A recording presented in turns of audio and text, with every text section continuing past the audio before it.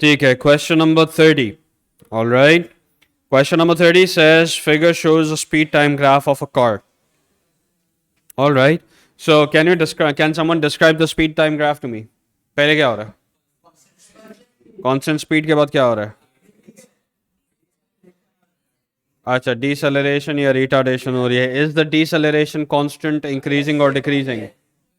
Constant है. Straight line is constant, yes. State the speed of the car just before the brakes are applied. So that's very simple. तो आपके पास जो यहाँ पे speed है वो कितनी है? That's going to be 11.5. Yes. ठीक है. अच्छा, explain what is meant by uniform deceleration. इससे पहले एक बार क्वेश्चन में हमने यूनिफॉर्म एक्सेलरेशन भी देखा था. तो यूनिफॉर्म डिसेलरेशन का मतलब क्या है? What's deceleration? डिसेलरेशन की हाँ, constant decrease in speed. Constant decrease in speed. So deceleration is what? Is the rate of change of speed. सही है ना? So you have a constant rate of decrease in speed. So when you have a constant rate of decrease in speed, that means that you have uniform deceleration. Next says a lorry travels at constant speed of 18 meters per second for 15 seconds.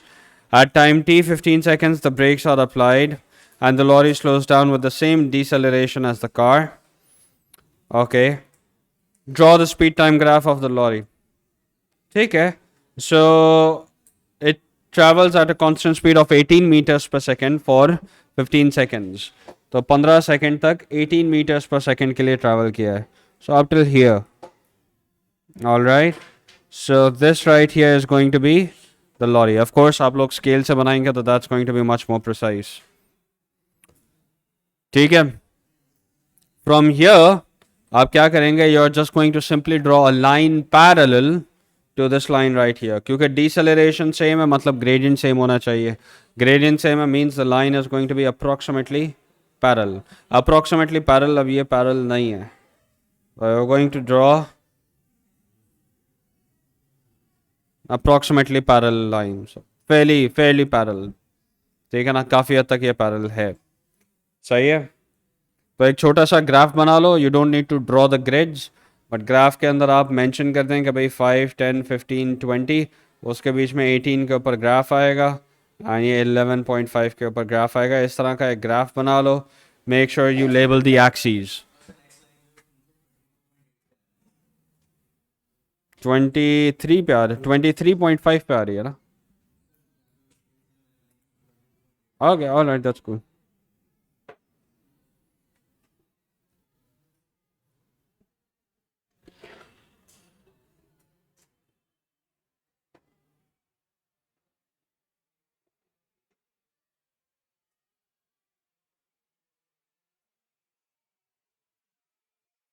Clear है ये बात?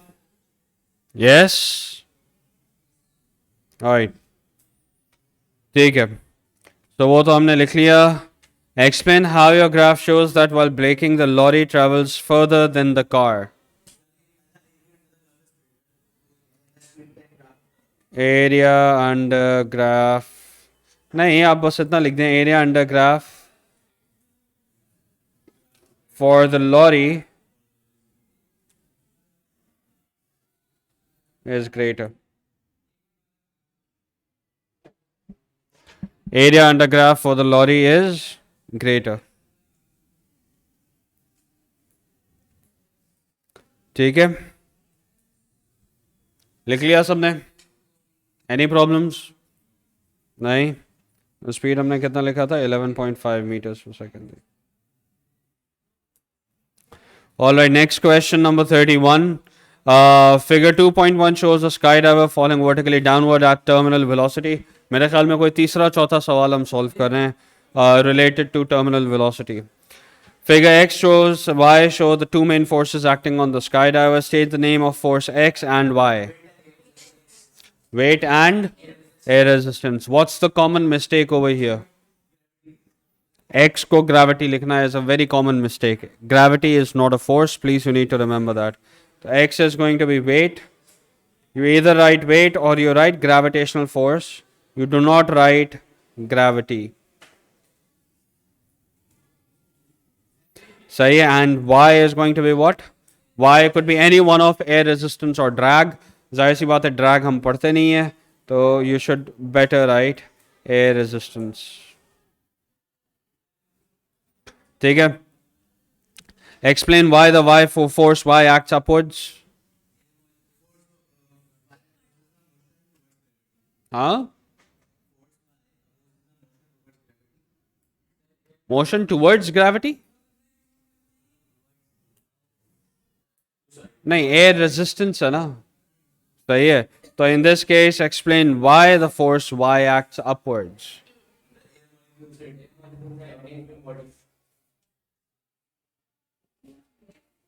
A better answer would be because the air resistance क्यों act करता है? Why is there air resistance?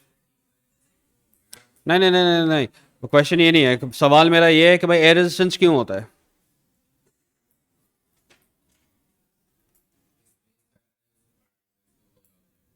when air particles are displaced, सही है, तो that displacement of air particles forces या causes a force opposite to the motion of an object. सही है. displacement of air particles क्या कह रहा था मैं? displacement of air particles, क्या लिखवा रहा, क्या कह रहा था मैं यार, भूल गया.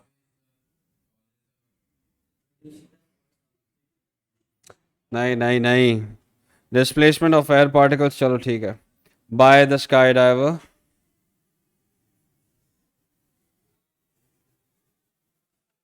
causes a force in the direction opposite to motion of the skydiver. सही है. displacement of air particles by the skydiver causes a force in the direction opposite to the motion of the skydiver. अब अगर आपके sky diver का motion ऊपर की तरफ होगा तो एयर रेजिस्टेंस कहाँ हो जाएगा?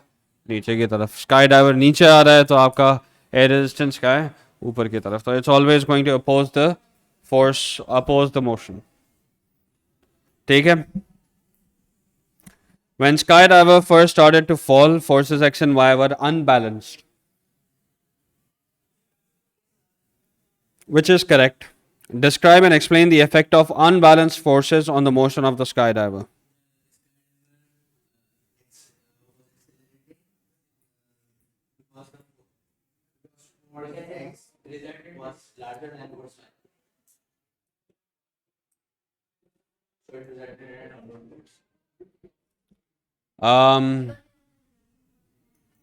So again, read the question again. Describe and explain the effect of unbalanced forces on the motion of the skydiver.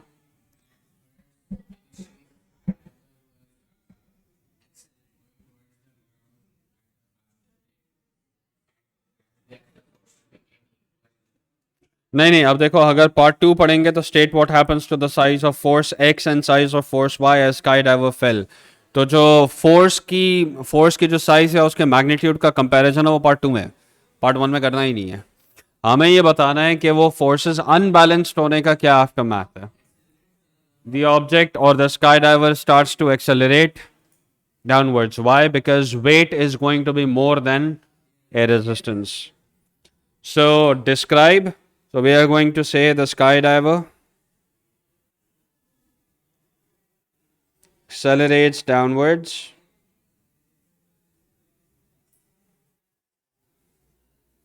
ये तो आपने बता दिया. Describe कर दिया what's going to happen because of unbalanced forces. The skydiver will accelerate downwards. Now you need to explain ऐसा क्यों है. ठीक है. Because वेट, साथ में आप लिख देंगे downward force is greater than air resistance,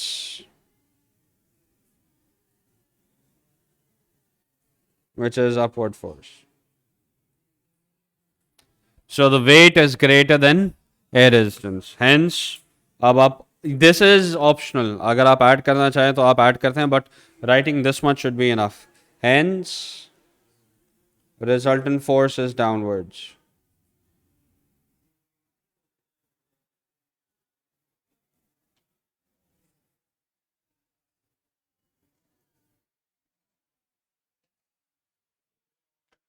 ये कहानी क्लियर है?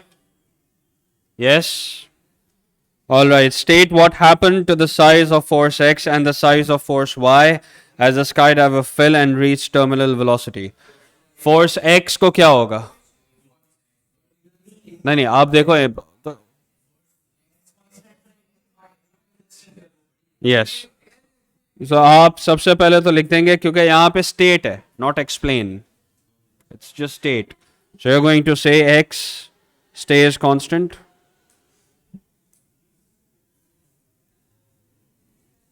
आप लिखोगे y increases and becomes equal to x.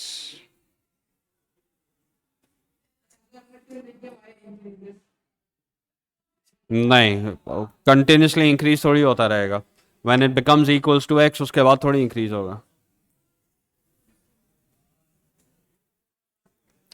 x stays constant, y increases and becomes equal to x. ठीक है.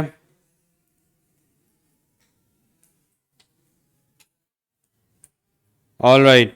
Question number 32. Figure 3.1 shows part of a small hydroelectric system that generates electricity from moving water. ठीक है.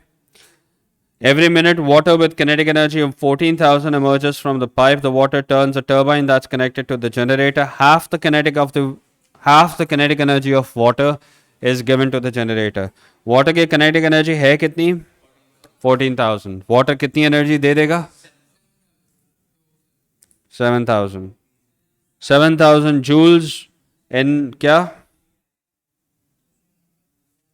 Every minute. सही है. तो 7,000 joules divide by 60 करेंगे, 0 0 cancel हो जाएगा. So you're going to get what? 600, 660 and फिर कितना? 636 तो 660. 1 1. Yep.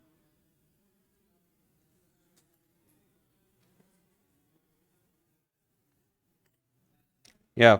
So अब यहाँ पे आपको अगर सिर्फ ये करके लिख दोगे यहाँ पे कि 120 वॉट्स होगा या 117 वॉट्स होगा, तो you're still not gonna get the complete marks. ठीक है. What you should do is first show 14,000 divided by 2 is equals to 7,000. ये शो करना जरूरी है. सही है. The input to the generator आपने लिख दिया यहाँ पे. इनपुट टू द जनरेटर कितना होगा? इनपुट आपने निकाल के बता दिया कि भाई 14,200 डिवाइडेड बाय 7,000. एंड फिर इसके बाद आप पावर लिखोगे is equals to energy upon time. And then you are going to say 7,000 divided by 60 and you're going to say 116.6 watts.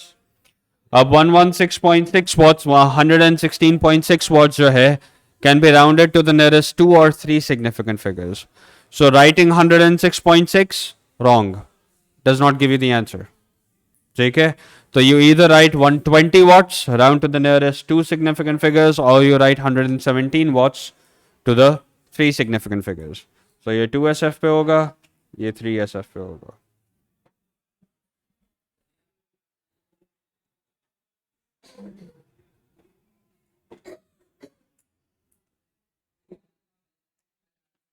ये कहानी क्लियर है? Suggest a reason why only some of the kinetic energy of water is given to the generator.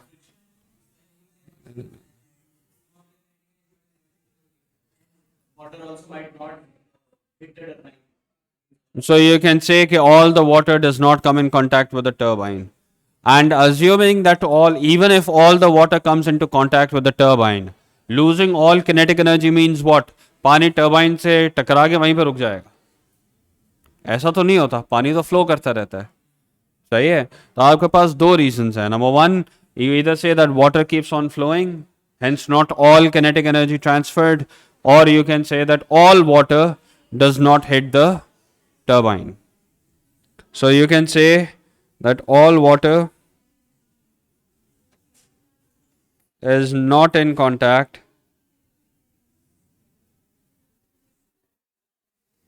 with turbine. सही है. Water keeps flowing and is not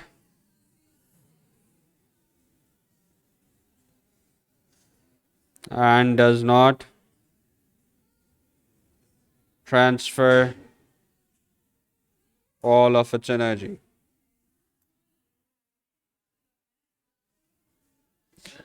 You can also add that the collision between the turbine and the water is for a very small amount of time. And in that small amount of time, सारी की सारी energy transfer हो जाना मुश्किल है. Hydroelectric systems use sources of renewable energy. State what is meant by renewable energy. देखो, reuse will not be the right answer. Reuse करना जो है वो सही आंसर नहीं है. So one answer that's correct is saying that the energy source will not run out. सही है. It can be used again and again. So yes and no.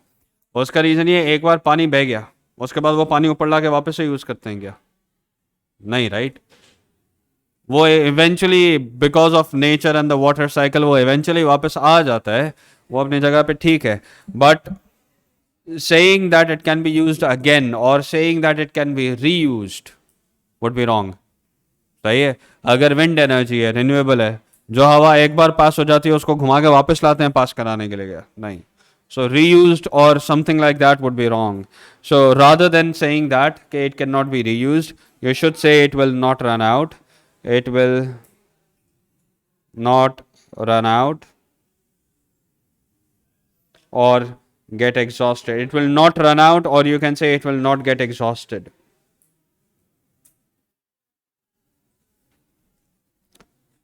State 1, non-renewable energy source.